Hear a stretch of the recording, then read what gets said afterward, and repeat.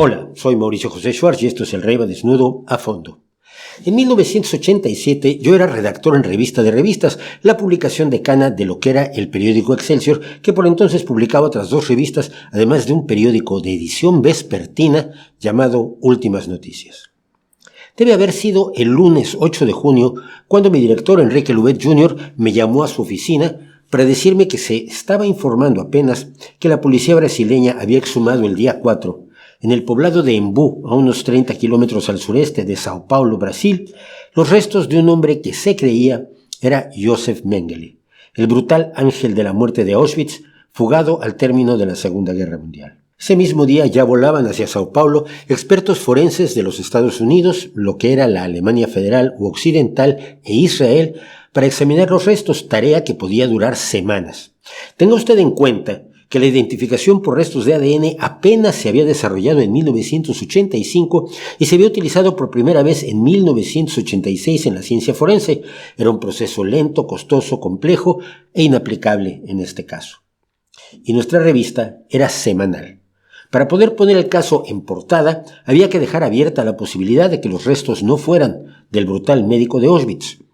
Lubet recordaba que yo había trabajado el tema y había leído mucho al respecto.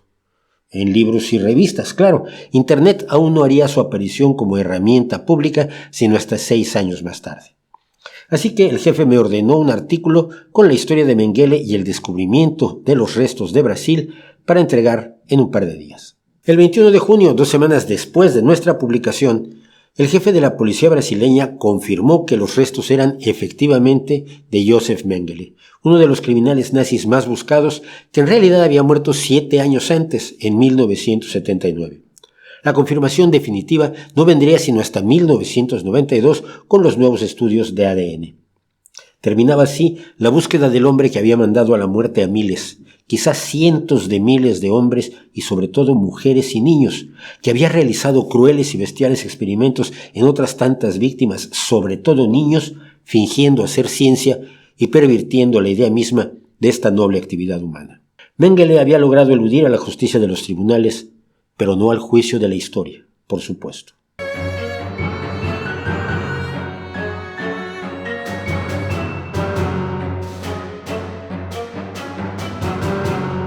Ciertamente no parecía un monstruo Joseph Arthur Mengele cuando nació el 16 de marzo de 1911 en un pequeño pueblo de Baviera.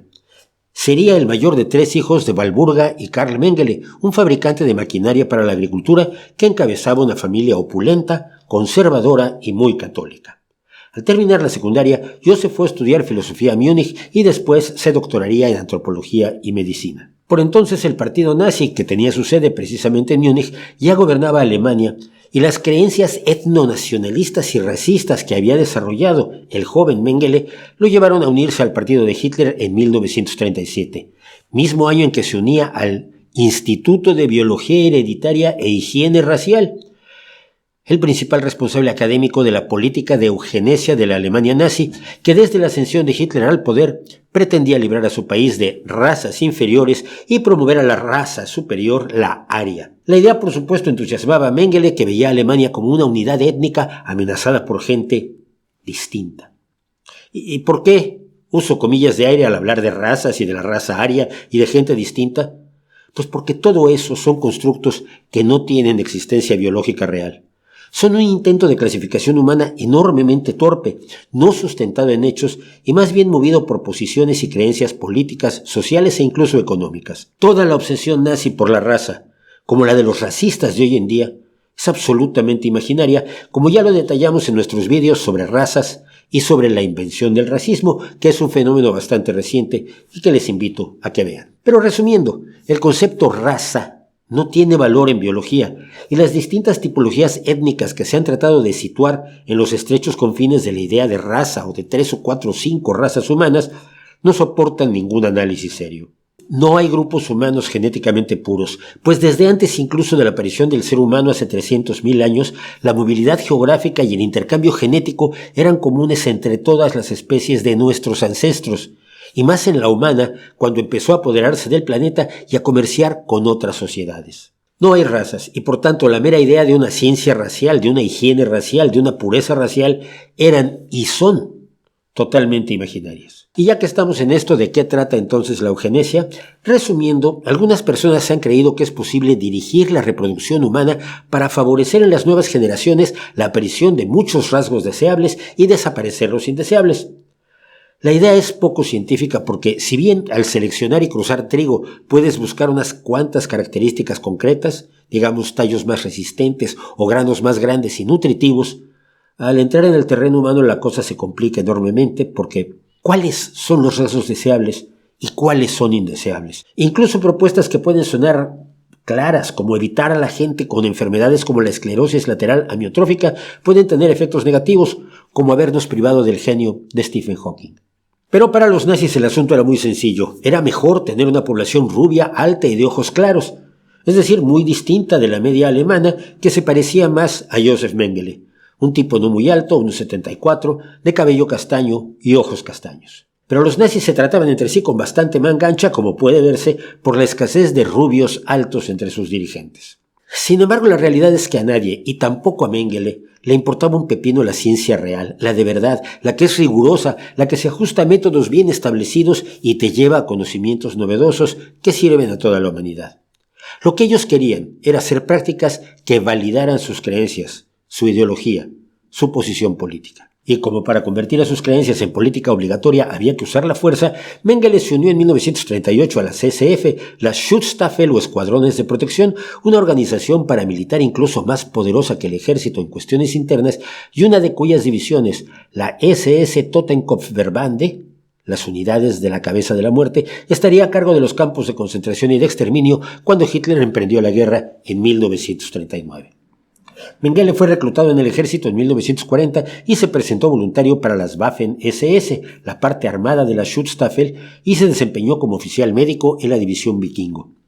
Por sus convicciones, a fines de ese año fue asignado a la Oficina Principal de Raza y Asentamientos en Poznań, el centro de Polonia, donde él evaluaba a los niños polacos que tenían rasgos arios y por tanto ameritaban ser germanizados, llevados a Alemania y educados como alemanes, como hoy los niños ucranianos son secuestrados para rusificarlos. A Ucrania, por cierto, fue destacado Mengele en 1941, pero a mediados de 1942, después de sufrir una herida, se le declaró no apto para el servicio activo y a principios de 1943 se presentó como voluntario para servir en los campos de concentración y exterminio. Se le asignó como destino el campo de Auschwitz, donde floreció la plena oscuridad de su inhumanidad.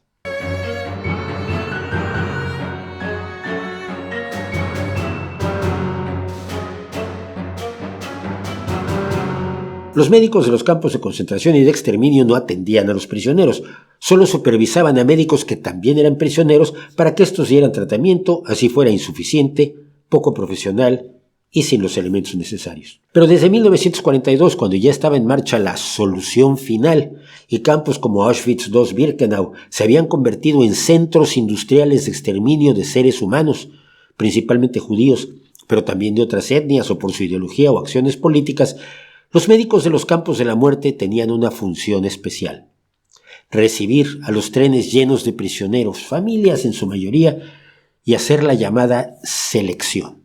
Es decir, separar a quienes podían trabajar como esclavos en los campos de concentración adosados a industrias de la guerra y quienes no podían hacerlo por debilidad, por vejez, por ser niños o por ser madres de niños que no serían productivas como esclavas si se les separaba de sus pequeños. Aproximadamente las 3/4 partes de todos quienes llegaron a los 6 campos de la muerte fueron asesinados de inmediato en las cámaras de gas de Jelnino, Belzec, Sobibor, Treblinka, Majdanek y sobre todo Auschwitz-Birkenau.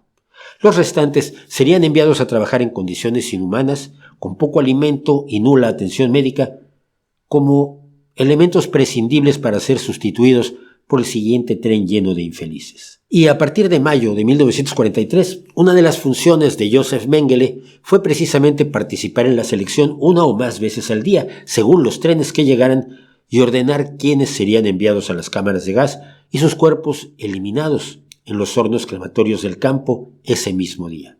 Según los cálculos, al menos 1.100.000 personas murieron solamente en las cámaras de gas del campo de Auschwitz-Birkenau, cuyos hornos crematorios tenían capacidad para reducir a cenizas a 20.000 cuerpos humanos cada día. Cada día. Fue en el andén del tren en el campo, donde se hacía la selección, que Josef Mengele se ganó el título del Ángel de la Muerte, que le dieron los presos que trabajaban para los nazis a cambio de vivir un poco más o que no estaban destinados a las cámaras de gas. El apodo vino de la forma gélida y desapasionada con la que Mengele realizaba la selección. Es necesario tratar de imaginarse a uno mismo mirando a los ojos de estas personas, sobre todo a los niños, recordados hoy en sus retratos reunidos por el Museo del Holocausto, y decidir enviarlos a la muerte, sabiendo que ese mismo día terminarían sus sueños, su derecho a la felicidad, su posibilidad de algún día estudiar, trabajar, tener una familia, disfrutar del arte o el deporte, del amor y los atardeceres tibios, arrancados por nuestra decisión de enviarlos al lado mortal de la masa humana bajo nuestro poder en aquel andén de tren de la muerte.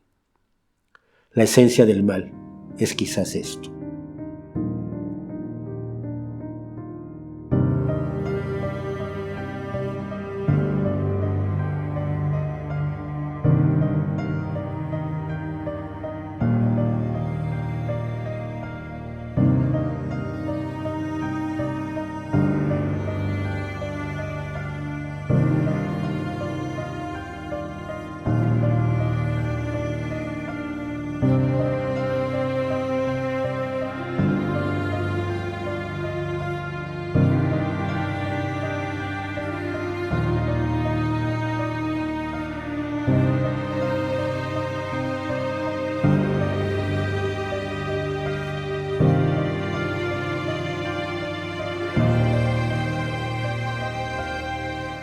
Si en el campo se podían matar a entre 12.000 y 20.000 personas a diario, esto significaba que cada día podían quedar vivos entre 3 y 4.000 esclavos, que podían ser usados para cualquier cosa.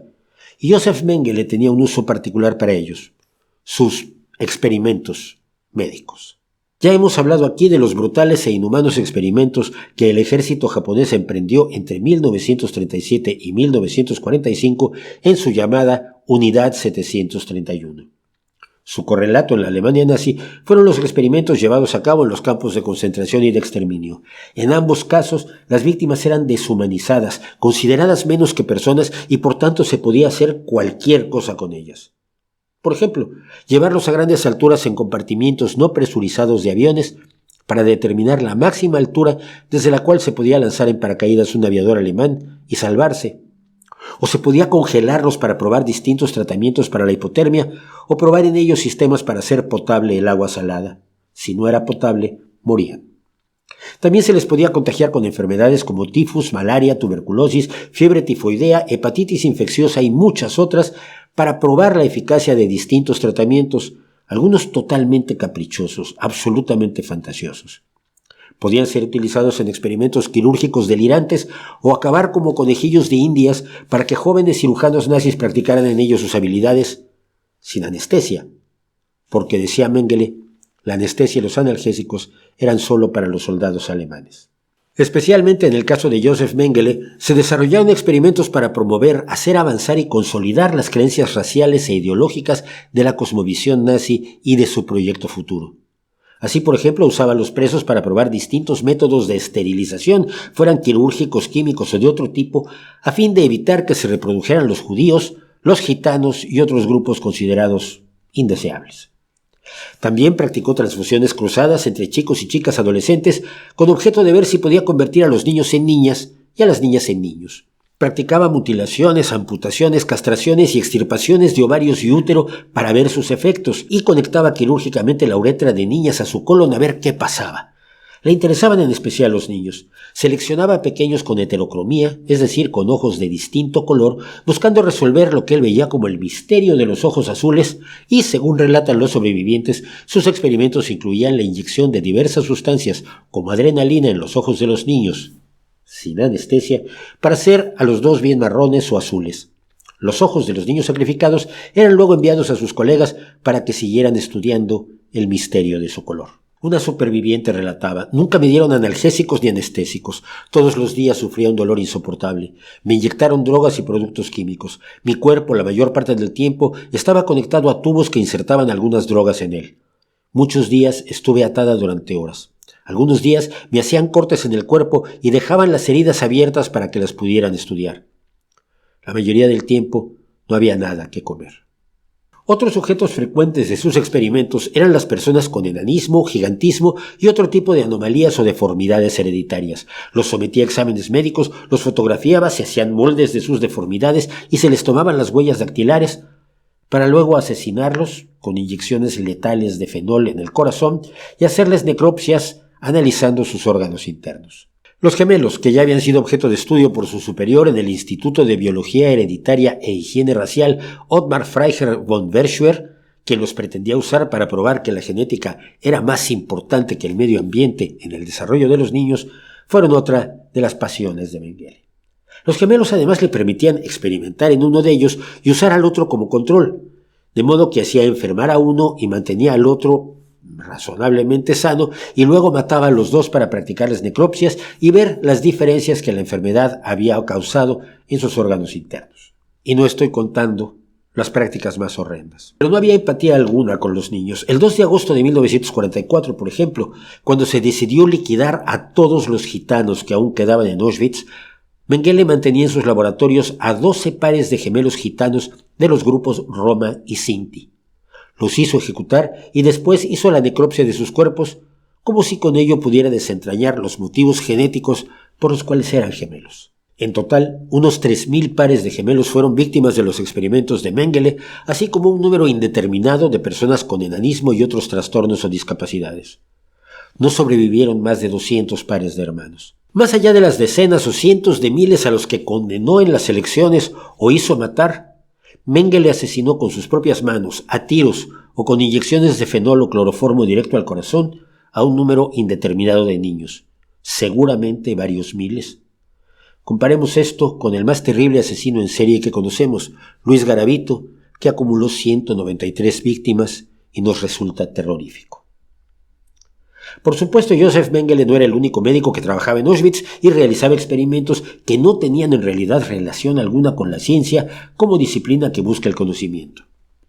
Pero todos los relatos de supervivientes lo ubican como el más cruel, el más frío, el más inhumano de todos los médicos, y fue esto lo que lo convirtió en símbolo. Pero terminaba 1944 y las cosas habían cambiado en la guerra. Los aliados de Occidente habían liberado Francia y avanzaban desde allí, mientras los soviéticos se acercaban a Polonia, donde se encontraban los campos de exterminio que Alemania nunca quiso albergar en su propio territorio. Los nazis volaron las cámaras de gas, trataron de quemar todos los documentos y huyeron, llevando consigo a miles de prisioneros en marchas de la muerte hacia territorio alemán, dejando atrás apenas a unos pocos miles que vieron cómo el 27 de enero de 1945 el ejército soviético liberaba Auschwitz y veía con horror lo que había ocurrido allí, empezando a descubrir la verdad de los campos.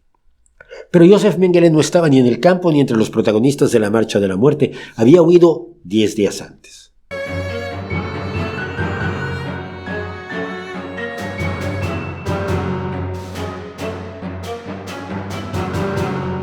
Al ver que la guerra estaba perdida, Mengele fue primero a un campo de concentración en Alemania y huyó de este el 18 de febrero, una semana antes de que llegara el Ejército Rojo. Se quitó el delator uniforme de las SS, se puso uno de oficial del ejército y fue a la entonces Checoslovaquia. En junio de 1945 fue hecho prisionero por el ejército estadounidense, pero ¿quién sabía en ese momento, en el caos y la desorganización y la falta de comunicación entre los propios ejércitos aliados, quién era ese tal Joseph Arthur Mengele? Liberado a fines de julio, como tantos otros soldados alemanes, obtuvo documentos falsos como Fritz Ullmann, consiguió empleo como trabajador agrícola y mantuvo un bajo perfil. Para cuando las listas de criminales nazis ya lo incluían, estaba hundido en la clandestinidad. Desde esa clandestinidad, Mengele vio los juicios de Nuremberg contra los principales jerarcas nazis, pero sobre todo, de entre los muchísimos juicios menos conocidos posteriores, vio el juicio de los médicos, desarrollado entre el 9 de diciembre de 1946 y el 20 de agosto de 1947, donde Karl Brandt, médico personal de Hitler, y otros 23 acusados, la mayoría médicos, fueron enjuiciados por realizar sus brutales experimentos no consentidos en seres humanos. La defensa, por cierto, fue que no había una ley internacional que definiera los experimentos ilegales o legales. El resultado del juicio fue la creación de un cuerpo legislativo internacional sobre la ética en la experimentación humana. Pero sobre todo, Mengele debe haber notado que 7 de ellos, empezando por Brandt, fueron condenados a muerte y ahorcados el 2 de junio de 1948. El nombre de Joseph Mengele estuvo presente en todo el juicio y era claro que de haber figurado entre los acusados, habría sido condenado a la pena capital, como también lo había sido, por cierto, el excomandante de Auschwitz, Rudolf Höss, que fue condenado por un tribunal polaco. Por cierto, cuando se acusó a Höss de asesinar a 3,5 millones de personas, dijo no, solo a 2,5 millones, el resto murió de enfermedades e inanición. Como paréntesis, la negación del holocausto que hoy hacen los nazis del siglo XXI no resiste a las confesiones de los culpables como Höss, tema del que hablamos ampliamente aquí, y los invito a ver el vídeo.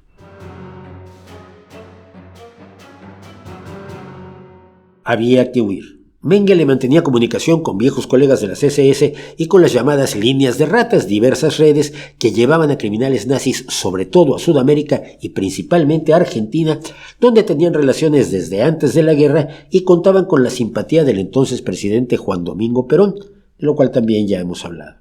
Uno de los operativos principales de la fuga por la Ruta Vaticana, que así se llamó, fue el obispo austriaco Alois Hudal, que según informes ayudó a huir a personajes como Klaus Barbie, Franz Stangl, Adolf Eichmann y Erich Priebke, todos los cuales posteriormente serían detenidos, y al propio Mengele, que escapó de Alemania el 17 de abril de 1949 para ir primero a Génova y luego a Roma, donde obtuvo papeles falsos del Vaticano que le permitieron solicitar un pasaporte de la Cruz Roja a nombre de Helmut Gregor y embarcarse con él hacia Argentina en julio de 1949.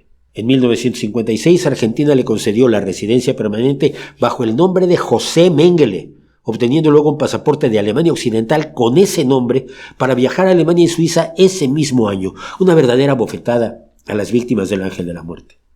En 1958 compró una casa en Buenos Aires y era propietario de varias empresas. En 1959 obtuvo la nacionalidad paraguaya con ese mismo nombre, José Mengele. Mientras, los aliados lo habían dado por muerto, pero el más famoso cazador de nazis, Simon Wiesenthal, lo localizó y presionó a las autoridades alemanas para que solicitaran su extradición. Argentina primero se negó a concederla por tecnicismos y cuando la concedió, Mengele ya estaba en Paraguay. Y en 1960 se reubicaba en Brasil, adquiriendo varios ranchos ganaderos y cafetaleros.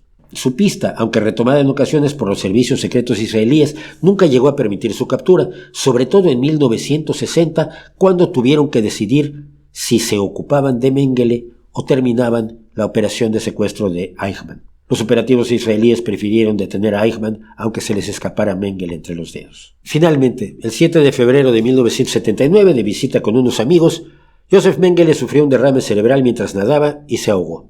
Su cuerpo se enterró bajo el nombre de Wolfgang Gerhardt, uno de los alias que había usado Mengele, junto con otros como Fausto Rindón y Josi Albert Saspiazu. ¿Qué tanto justificaba sus acciones en los años posteriores de su vida? Su hijo Rolf, que lo visitó todavía en 1977, declaró: «Mi padre no podía ayudar a nadie. Por ejemplo, en el andén, ¿qué iba a hacer cuando llegaban personas medio muertas e infectadas? Su trabajo consistía únicamente en aclarar capaz de trabajar e incapaz de trabajar. Él cree que salvó la vida de miles de personas de esa manera. No ha ordenado el exterminio y no es responsable. Además, los gemelos le deben la vida». Los gemelos, los pocos gemelos supervivientes, se entiende.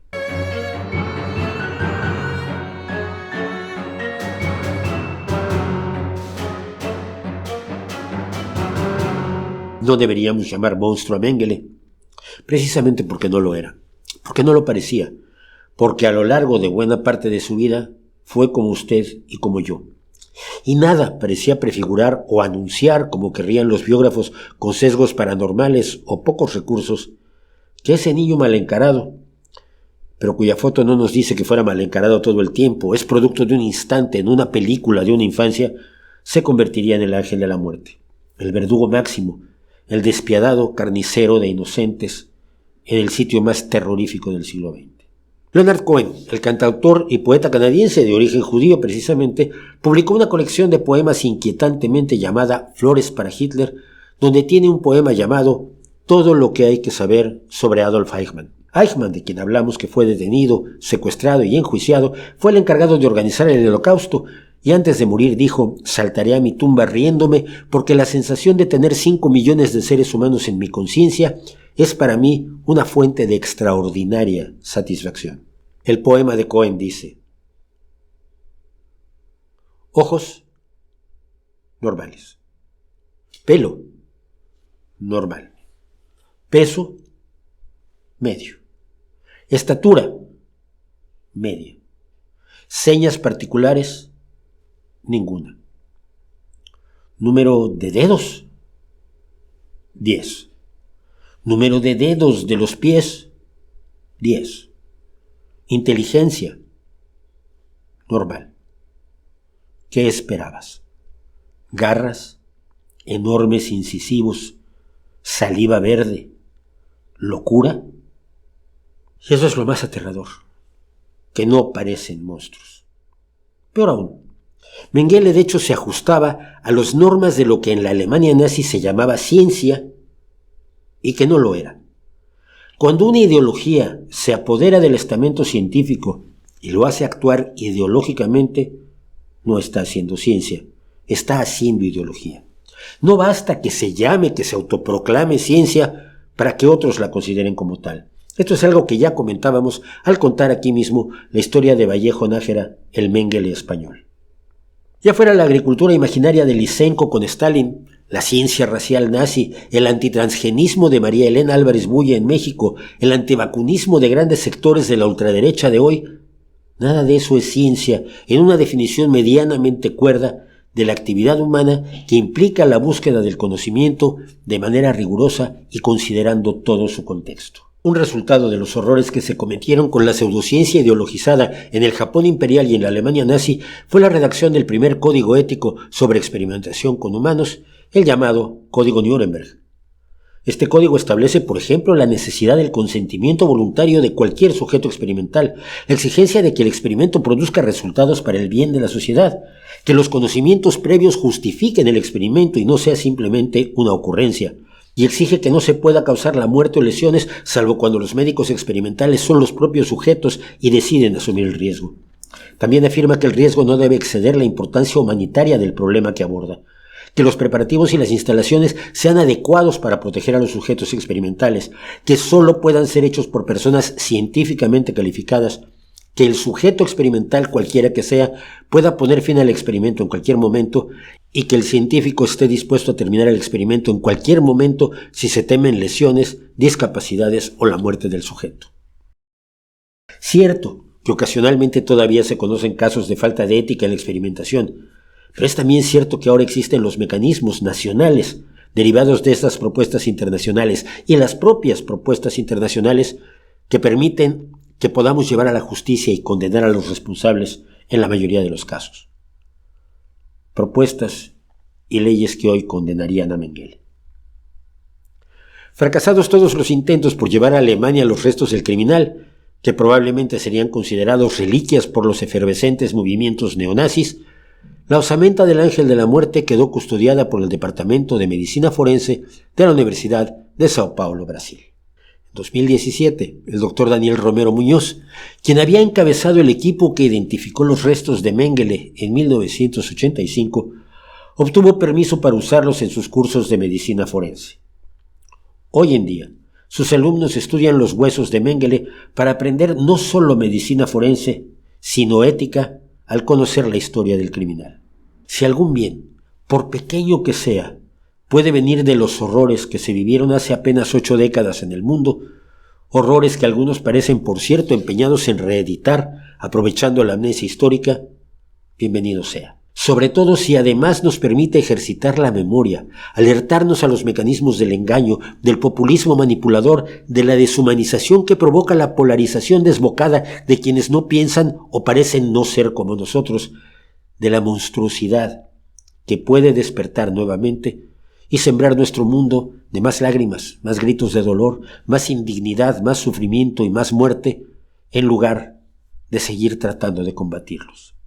Recordar, saber, informarse, pensar sobre el pasado es también una forma de resistirse a quienes desean que vuelva. ¿No cree usted?